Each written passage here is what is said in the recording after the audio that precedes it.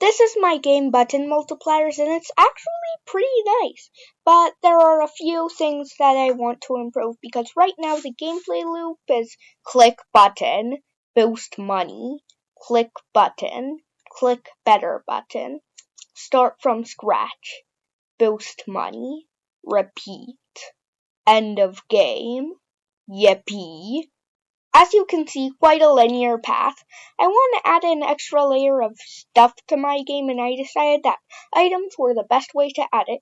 So in this video, we're setting up the item and merchant GUI. Not making the items though, because this video is already taking stupidly long. Okay, let's get into it after like 45 seconds of chatting.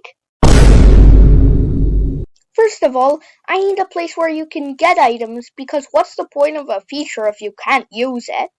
I decided to add these little merchant shops every other area where you can buy stuff using gems, which we'll add later. I built a small stand with a guy in it and copy and paste. Wait, I need to add invisible walls above the area walls, as you can just hop on the stand and yippee, you can go to any area in the game. Adding invisible walls is a pretty easy process. Just get a part, make it invisible, copy paste, and done. You can still skip it with a lag high wall hop if that's even possible, but if you do that, you probably have other things to worry about. Anyways, I copy pasted the stands and done. Challenge, comment how many times I said shop in this part. Everything in the part counts. So we have a shop, but you can't actually shop in the shop, and a shop without shop is slop. So we're going to be adding the shop to the shop. I added a prompt to shop in the shop, and I added a shop GUI to shop in. I made item previews and little buttons to the GUI, and I added a title with a close button in the center. Yes, it looks absolutely atrocious, and yes, it's getting revamped. It mostly worked fine unless you had an unblocked screen, phones basically, where it kinda as you can see, it looks so I spent like 30 minutes tweaking them to fit.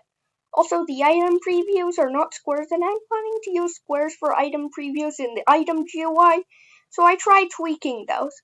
Also, the shop does not open the shop, so no shop in the shop. So I added a script that opens the shop GUI in the shop. Literally 15 more minutes of tweaking the GUI and it still looks atrocious. Eventually I got hold of reality and realized the old GUI was unsalvageable, so I revamped it. I added a title and close button, thankfully separately this time, and square item previews. However, the vertical distance between item cards is twice the horizontal distance between them, and that's so unaesthetic. So I did like 10 minutes of tweaking and it was fixed, but the item cards were sticking out of the container. I fixed it and done. The last part is making an item GUI. I copied the merchant GUI, changed the title, and added an item overview where you can use items you selected. I also tried adding a line separating the two parts of the GUI, but it was really janky and I couldn't be bothered to do it.